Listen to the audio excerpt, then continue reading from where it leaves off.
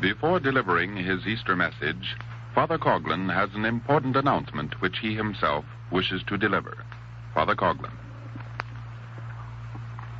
Good afternoon, my friends.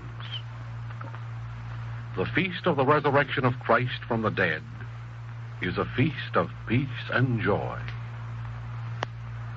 I fully recognize that on this occasion you expect me to confine my remarks chiefly to this subject.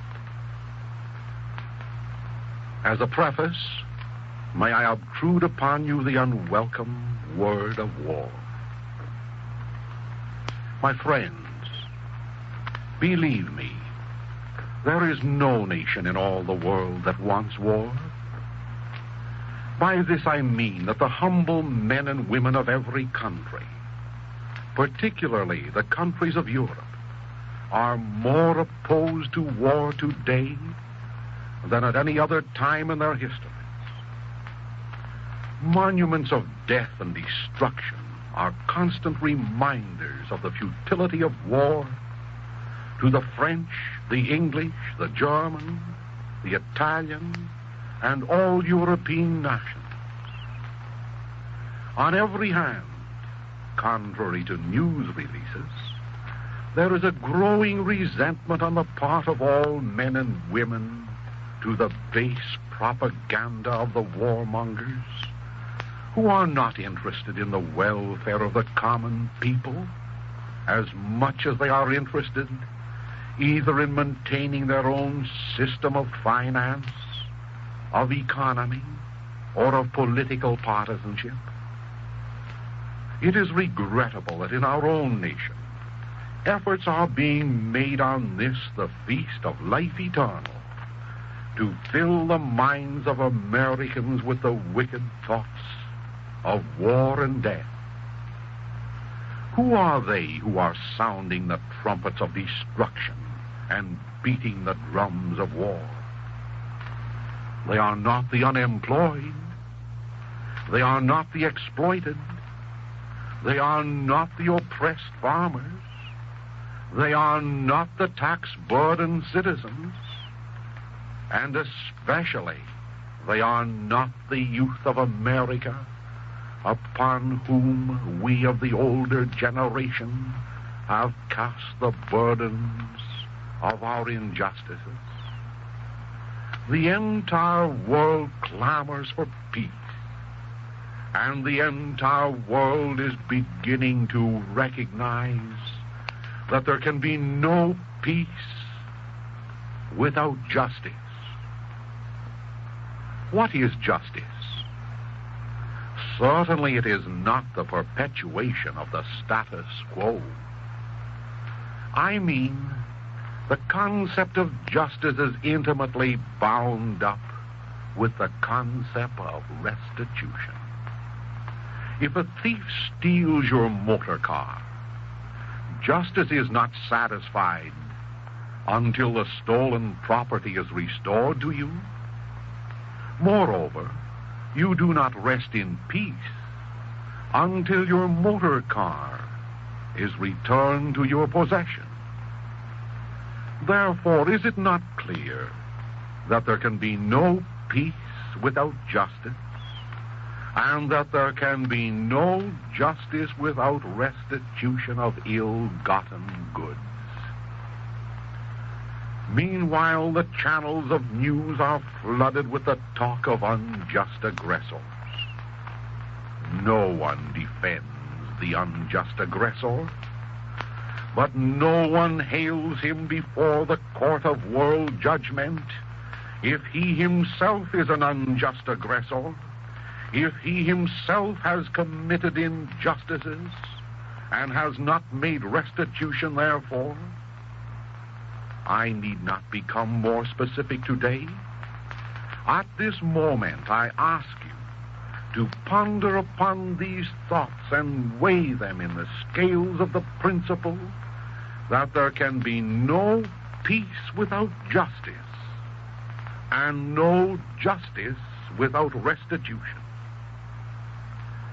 Is it not obvious to the majority in this audience that wicked men playing upon the pipes of your patriotism, are endeavoring to arouse belligerent thoughts in your hearts, not for the welfare of America, not for the welfare of its working class, not for the welfare of its youth, its cannon fodder, not for the welfare of the taxpayers, but for their own invisible ends and purposes.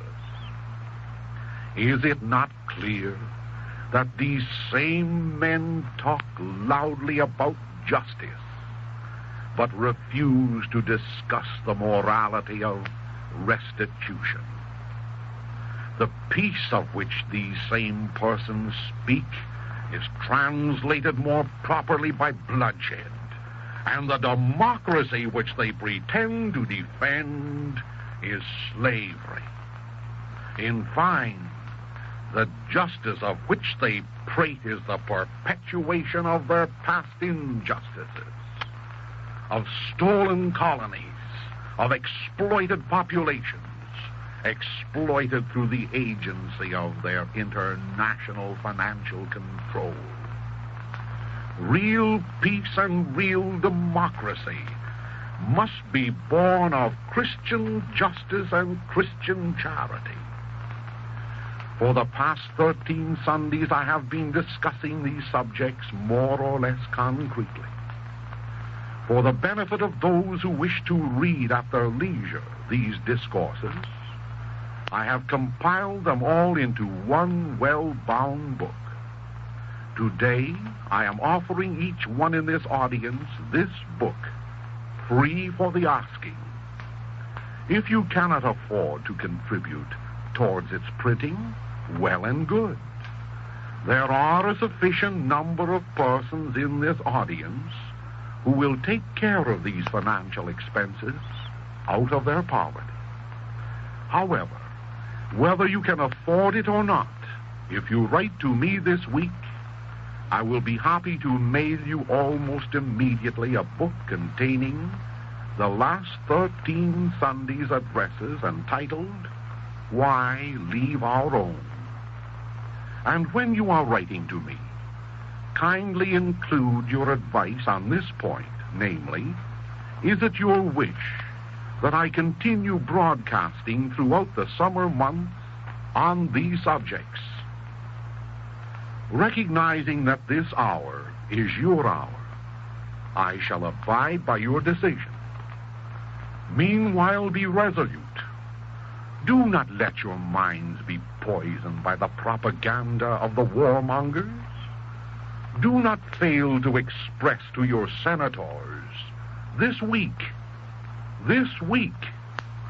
the necessity of passing a neutrality act that will be a neutrality act. All your enemies are active. The League for Peace and Democracy, together with the cohorts of the Father of Lies, they are pressing your senators now to pass a neutrality act that will be a mockery.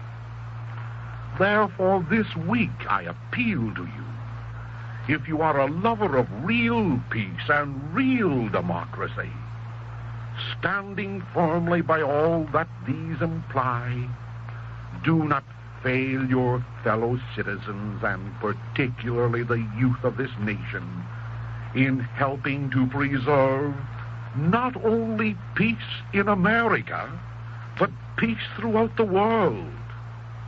Insist that America will keep clear of foreign entanglements. Insist that America shall avoid entering the blood business. Insist that our prosperity shall not be builded upon cannon, howitzers, poison gas, military airplanes, and all things else which are classified as the merchandise of murderers.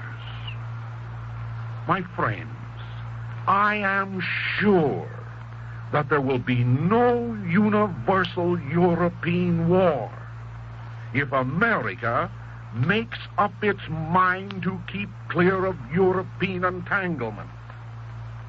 Are you willing to act this week? You cannot refuse this one request. I regret the necessity of intruding this thought upon the peacefulness of Easter, but it appears that the enemies of Christ's principles of peace have chosen this blessed season to impose their wicked designs upon us.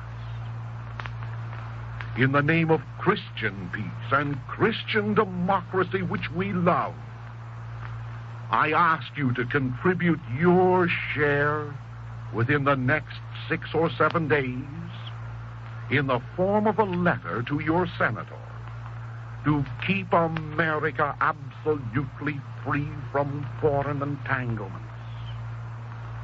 There is a necessity, an immediate necessity, for a campaign of letters, not telegrams, letters on this occasion, personal, short, polite letters,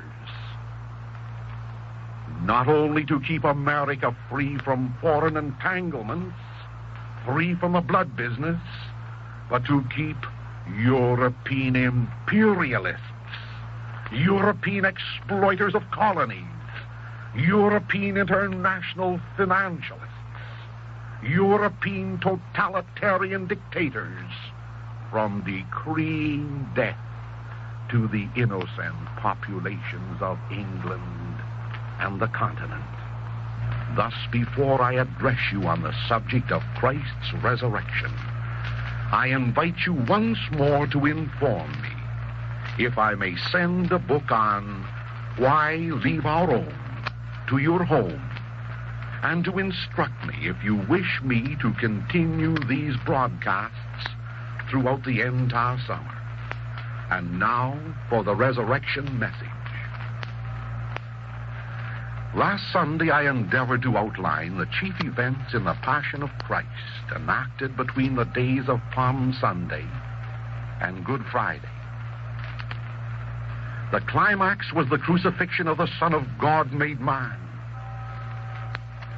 We beheld his tortured body hanging between heaven and earth, following the unjust travesty of a trial in which he had been condemned to death because, among other things, he claimed to be the Son of God, and as proof for this statement said, "Destroy this temple, and in 3 days I will build it up again." As we stood beneath the cross in spirit on Good Friday, we therefore withheld our judgment. We recollected, however, that Christ had gone about doing good, that he had preached a doctrine of charity unwelcome to the ears of the high priests and Pharisees,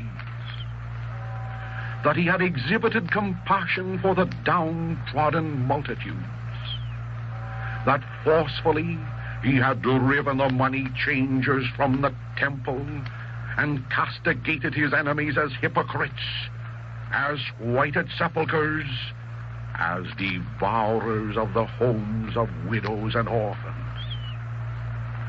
There he hangs, his body bleeding, his head crowned with thorns, his hands and feet pierced with blunt nails. There hangs either Christ the Son of God or a blasphemer, paying a just penalty for having played God. We ask ourselves, is Calvary the last act of a passing tragedy? Or is it but the prelude to the fitting climax of Christ's resurrection from the dead? Is the crucifixion the ignominious and fitting end of a seducer's hypocritical life? Or will it be chronicled in the pages of time and eternity as the most heinous crime ever committed by man, the crime of deicide? One need no nation in all the world that wants war. By this I mean that the humble men and women of every country, particularly the countries of Europe, are more opposed to war today than at any other time in their histories.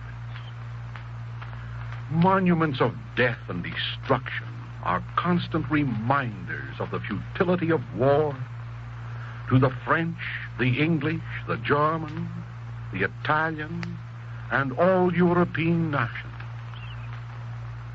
On every hand, contrary to news releases, there is a growing resentment on the part of all men and women to the base propaganda of the warmongers, who are not interested in the welfare of the common people as much as they are interested either in maintaining their own system of finance, of economy, or of political partisanship. It is regrettable that I fully recognize that on this occasion you expect me to confine my remarks chiefly to this subject. As a preface, may I obtrude upon you the unwelcome word of war. My friends, believe me, there is no... Before delivering his Easter message, Father Coughlin has an important announcement which he himself wishes to deliver. Father Coughlin. Good afternoon, my friends. The feast of the resurrection of Christ from the dead is a feast of peace and joy.